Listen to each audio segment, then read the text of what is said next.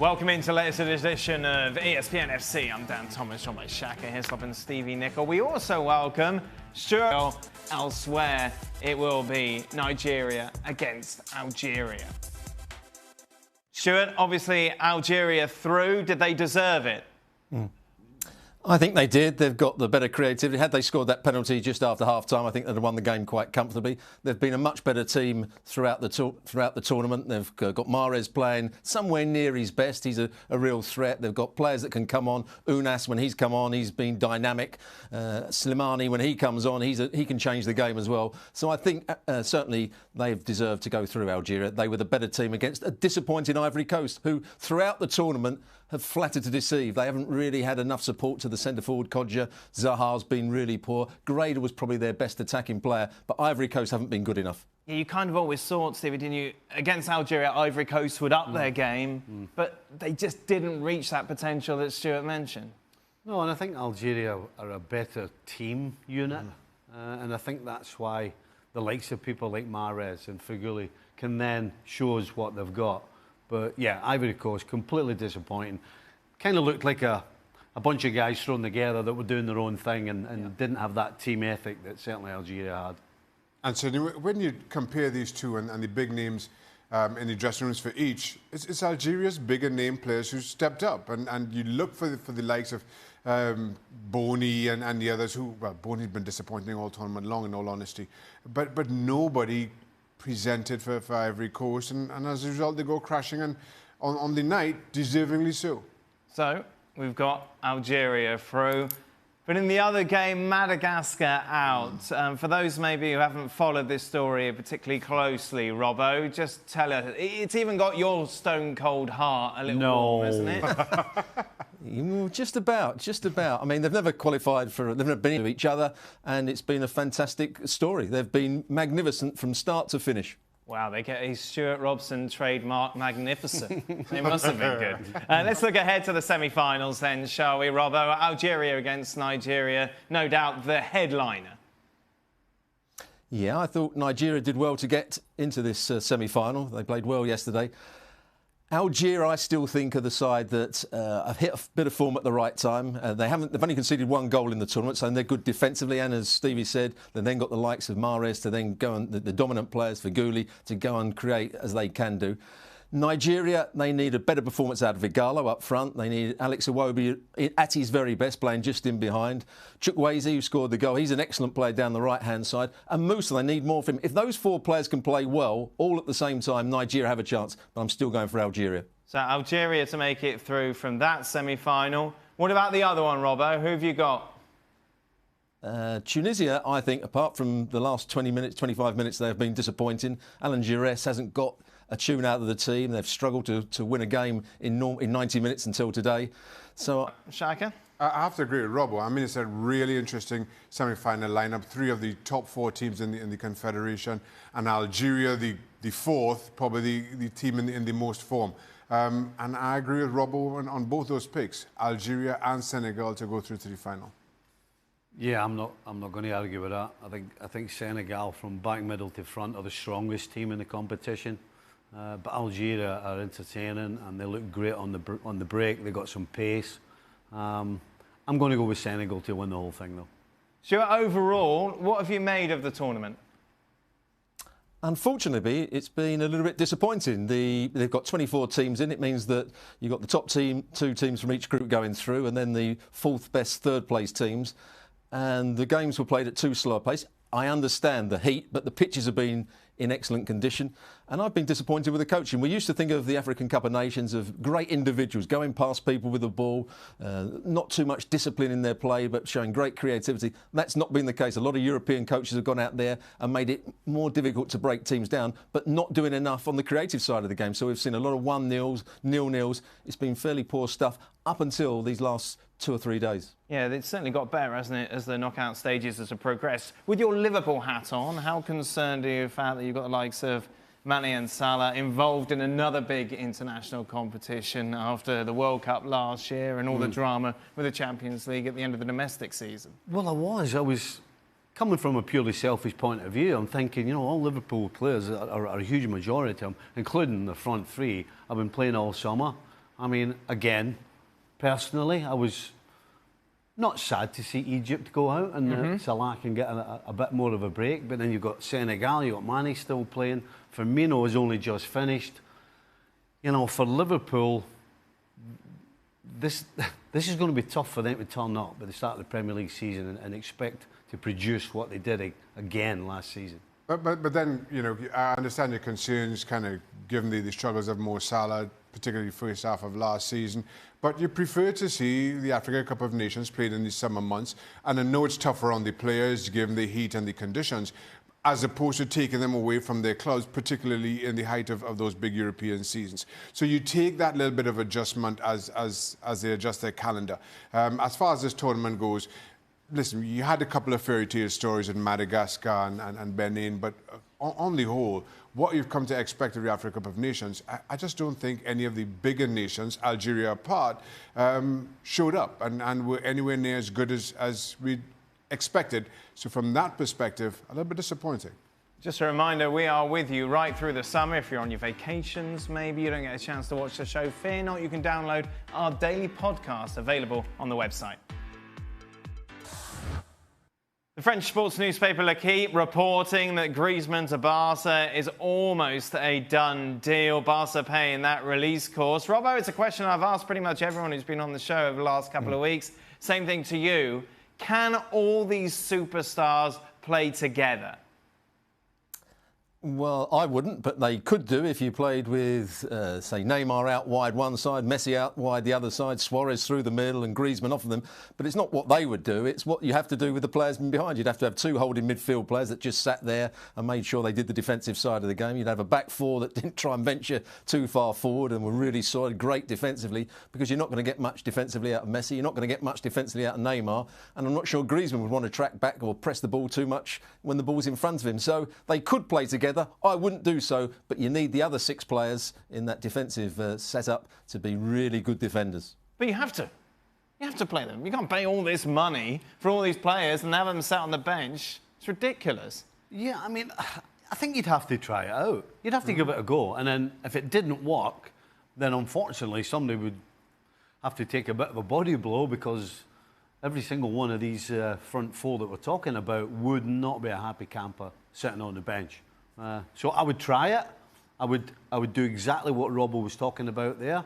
I do think that Griezmann, when he was at Atletico Madrid, did a bit of tracking back.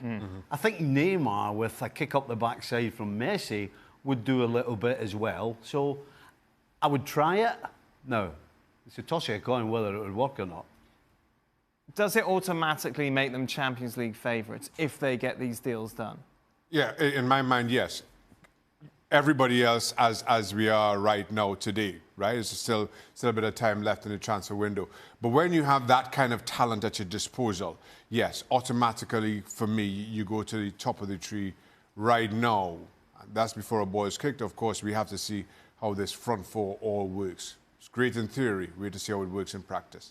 But the one thing that you can't deny, it would make other teams change the way they play. Right. Because the fact that you look on the team sheet and you see those four guys, you're going to go, hold on a second, we're not just going to do what we normally do with the fullbacks going forward and everybody else. Other teams would have to change as well. So that's another reason why it might work. Robert, on previous shows, you've been quite vocal in the fact that you're not the biggest proponent, biggest supporter of Neymar. How hard would you push if you were Barca to get the Brazilian away from PSG? Well, I wouldn't be pushing too hard because I'm not a great fan of his. But I understand what a great player he could be, where the potential is that. And I've seen him on occasions when his mind has been focused and he's just wanted to be a football and do the right things at the right time. He can be a great player. But too often he wants to be the main man. He's got such a big ego. He plays up to the referee. He plays up to the crowd. He wants to do things that aren't what I believe the right things to do on a football field. And that's when I don't like him. When he's just a concentrated footballer that wants to do the right things at the right time. Sometimes there is nobody better other than Lionel Messi. Julien Laurent will be joining us later on this week to discuss the latest regarding Griezmann. And there is a brand new podcast, the Gab and Jules podcast. Gab's name had to go first, didn't it? Be sure to check it out over on the website. It's not the ideal start, is it, to pre-season? Your captain refusing to go. This was the club statement from Arsenal. We're very disappointed by Lawrence's actions, which are against our clear instructions. We hope to resolve this matter and will not be providing any further comment at this time. Robert, let's start with you. Koscielny refusing to go to pre-season. Well, it's a strange one because he's always been a decent professional, a good professional. He's come back from injury. Apparently he trained very hard and worked very hard to get back in. He's got 1 year left on his contract. There's been suggestions that 3 clubs in France, some of the bigger clubs in France, want to take him on a 3-year contract. And he's fighting to go. And he's just walked away from the pre-season tour, which is wrong on every level. You know, you're still contracted to Arsenal, you're the club captain, and why do you need to stop going on the tour just to force your way out? He could still go on the tour, he could still demand time and time again, but you need to be training properly, you need to be playing properly, so that if you do go elsewhere or if you do play for Arsenal, you're at your very best. Refusing to go is a bad statement. What a disaster. It is, and I don't know how we found ourselves here, where the done thing is just don't show up for pre-season or don't go on any pre-season tours just because you're not happy with where you are, you're not happy with the contract that's being offered, or whatever other excuse any number of players are offering now. And I'm with Stuart. It's gotten to a ridiculous proportion now, the kind of power that players feel they're entitled to wield. It's unprofessional, it's unbecoming. I think the best word I've heard is entitled. All these players, this is not a surprise anymore. You know, the era that Shanky and I were in, the last thing you did was not turn up. You know, he's clearly not happy that he's only got a year left. Clearly not happy they haven't offered him a better one, and he's feeling entitled. And why should he be? He's come back from a ruptured Achilles. There's no question he's not as quick as he was before that injury. He didn't have a great season last year. Arsenal had one of the worst defensive records, and he was a huge part of the reason why. And this guy's got the cheek, being a captain, to tell the club that he's not going to pre-season. Absolute joke. Complete and utterly thinks he's entitled. Why has that changed? Why would you... This Money. not even... Is that Dead simple. We were speaking the other day about why is Gareth Bale not leaving Real Madrid. Because he's got enough money. He doesn't need the money. And he's not bothered. He's quite happy. He doesn't have to put himself through anything because he's very, very comfortable. Look, given the money involved in the game today, I absolutely will sit here and defend players making their fair share of that. Give them all the money, it shouldn't all go to owners. But what you have now is the threat of, let's say, a 2-week fine, 2-week wage fine. Doesn't matter, right, because you earn so much more in the other 50 weeks of the year that you could take 2-week fine after 2-week fine. Last week, or maybe it was earlier this week, I'm trying to forget it now, we sitting here talking about Paul Pogba showing up for Manchester United's pre-season tour to Australia. And what does that mean, and what is it saying about whether he wants to stay or go? A player showing up is the talking point. When normal, it seems to be, is if you're not happy, if you want to move away, just don't show up for pre-season. It's absolutely ridiculous. Arsenal fans are worried not only about Koscielny, but the lack of transfer activity that we've seen so far this summer, Robbo. This off the back of what was overall a disappointing campaign. It was a disappointing campaign. They could have got into the top 4 last year, but they fell away at the end. They could have won the Europa League, but they didn't, and fell away against Chelsea. So it needed restructuring. They've lost a lot of players, like Ramsey. Petr Cech has gone, which I think is probably a good thing now. And I think there's a whole list of players that have left Arsenal. They've brought one player in, Martinelli, I think, from Brazil. But it's just, they need a lot of new players. They need a new philosophy. I think Unai Emery may be running out of time. I think he hasn't got the bloke they brought in to do the transfers. He's left, so he obviously didn't get on with Unai Emery. Unai Emery needs a good start to the season, because if he doesn't get it, he's going to be under massive pressure. And if he doesn't buy players and he doesn't seem to get the team in the right shape for the start of the season, Arsenal are going to struggle. Expectations are low. Take a look at the odds. Arsenal 40-1 to win the title. What may be a concern is, gentlemen, that someone could break through into this top 6 because it's very difficult at the moment to put any sort of argument together as to, well, Arsenal can make it past any of these 5 sides. Seems like they're a sinking ship, doesn't it? Yeah. It's almost like every week that goes by, they're taking on more water. And who's going to go to Arsenal? You know, we're sitting here going, well, if you're an Arsenal fan, there's no movement, there's no signings. Well, who wants to go to Arsenal right now? Because everybody can see it, and everybody pretty much knows it in football that Arsenal are going the other way. So why would anybody that's any good go? The thing is, for me, I still believe Unai Emery is a very accomplished coach, and compare them to the current managers of both Chelsea and Manchester United, I'd have Unai Emery. That being said, you have to support what he's doing or what his ambitions are. And sites right now, all signals coming out of Arsenal are that they don't seem to be really backing him. There hasn't been a whole lot of action in the transfer market. There is still a little bit of time. But if nothing happens, again, as we sit right now, even with lesser managers in Lampard and Solskjaer, I think Chelsea and Arsenal are far better than Arsenal. Is it serious, Robbo? Could it be Arsenal out of the top 6? No, I still think they're getting that top 6. I don't think there's any other sides that you could see breaking into that top 6. And remember, Arsenal nearly, as I said before, nearly got into the Champions League positions and nearly won the Europa League. So, but the worry for me is if there's talk of Aubameyang being sold so they can get money to buy other players. And then again, they've made ridiculous offers for Zaha, which Crystal Palace say is disgusting and not right. And Zaha, having seen him at the African Cup of Nations, Crystal Palace, I think he's level. He's a good player at Crystal Palace. He tried at Manchester United. If Arsenal bought him for a lot of money, I don't think he'd be a success. So I still think they'll be in the top 6, but it's not going to be a good season for them. Minnesota also through, by the way. It was also the ESPYs last night as well. The US women picking up best team. Interesting stuff from Alex Morgan as she picked up the award.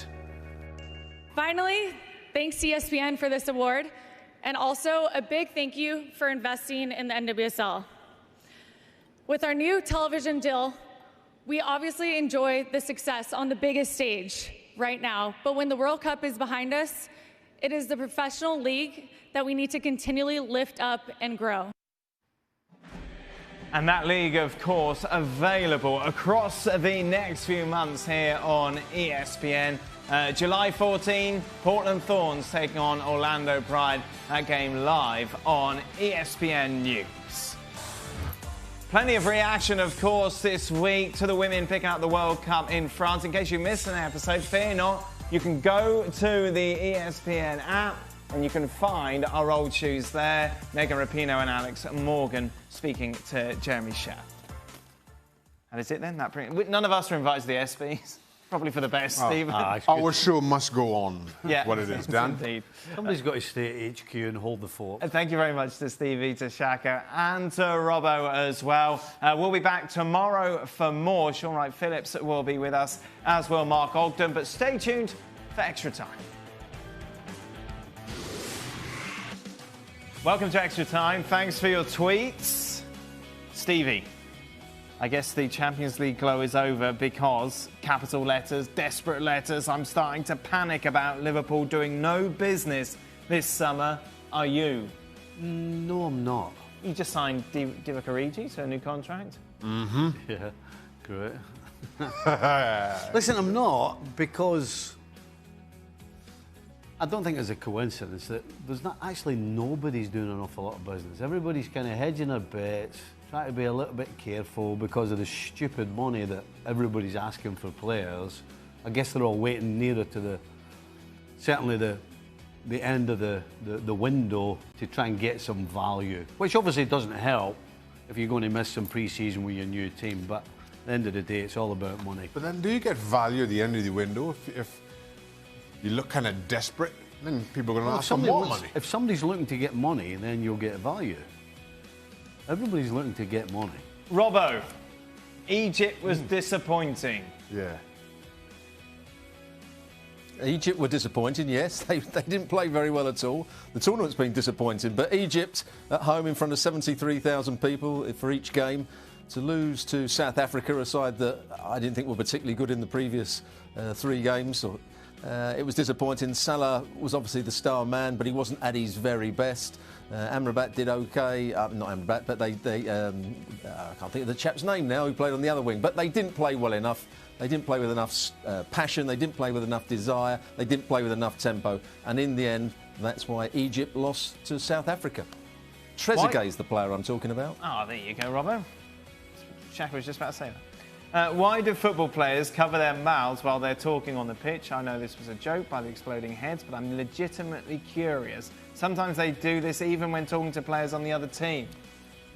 That started in Spain, didn't it? Yeah, it's lip readers. There used to be a show that just basically focus on everything How they do were you know saying. so much, Dan? You used to live in Spain. Well, yes, I used to reside in Madrid. Beautiful times. So you tell the story then.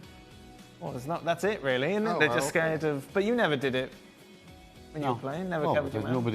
we didn't have anybody going around actually trying to openly figure out what people were talking about and saying. And of course, once Nobody it cared. starts, everybody starts doing it. It's like that stupid people going and closing the ball down in the box with their hands behind their back like this. I mean, it's completely ridiculous, but you see all these defenders doing it now because they're watching other people doing it and they think it's the right thing to do. Well, they don't want to give away handball, though, do they? You don't have to stick your hands behind your back, Dan, to not give a handball away, okay? Where would you put your hands? You would keep your hands down here, somewhere in your... How was it they put it, Shaq? In your silhouette. in the meetings? Silhouette. My silhouette, yes. How do we go from lip And reading hold on to a second, angry hold on a second, hold on. defender rant? Can I stop you there? Yeah. And by the way, if you close the ball down properly and get close enough to the man, regardless of where it hits you, the referee's not going to give a penalty against you unless he's a numpty. Right. Okay, thank you. Sorry, Shaq. You're welcome. No problem. Robbo, is it finally coming home? If not in football, then maybe in cricket. Surely England can beat New Zealand. Are you excited? Stevie, time to leave Earth, bud. Robbo, we'll get your take on the cricket. Thrashed Australia, of course, today. Played very well today against Australia. The bowling was excellent. It will all depend whether New Zealand's opening bowlers can swing it enough as they did in their semi-final against India, where they bowled brilliantly. If they can do that against England, they cause them problems. But I think England will get the World Cup for the first time in their history. First final since '92, I think. Stevie, normally you hate everything English. Is this I kind still of don't want him to win it. No, Is this kind of your cricket 66 moment on home soil and all that? could be, Shaq. Most definitely. They've been brilliant. By the way, Shaq, the captain's Irish. Oh, okay. So it doesn't count? Is that what you're saying? It's It not really England can't. anymore. That's why they're good. So you don't support them? Not in the final, no. Up to the vibe. Don't want them to win anything. Robbo, finally, ketchup or brown sauce on a bacon butty? Oh, that's one answer There's for only that. one choice. Yeah. There's only one answer for You that, might and it know has that. to be brown sauce. You might know that answer. That was a bit brown. on a bacon butty, it's got to be brown sauce. I go ketchup. Yeah, we do you're that. weird. Ketchup. Ketchup. You're weird. Can't go ketchup on a bacon butty. Robert, how would you describe brown Daddy's sauce sauce. to people maybe who don't? Brown sauce is, I'm not quite sure what's in it, but it's a Brown. bit... Brown. It's got a lot of tomato sauce in it, but it's got something else that makes it much stronger, a little bit tastier and a little bit stronger, I would say. And a vinegary, And it's got a vinegary finish too. Yeah, it's lovely tasting, and you put it with bacon butties and anything, fish and chips, you name it, it's better than tomato sauce. I used to love brown sauce when I was living in England. Yeah. Never had it before. Daddy's. No, think about it. I don't think I've had it since. We kinda loved But it I that used to much. love it when I was over there. That brings us to the end of today's show. Why are you so serious all of a sudden? Shaq, you should try chutney sauce over here. On what, bacon sandwich? Yes. It's not the same, but it's not dissimilar. My missus gets it. Oh, I'll give that some thought then, Stephen. Once again, Extra Time ends on food I'll with give that Steve Nicol some- leading the I'll conversation. give that some We will be thought. back Yeah. tomorrow.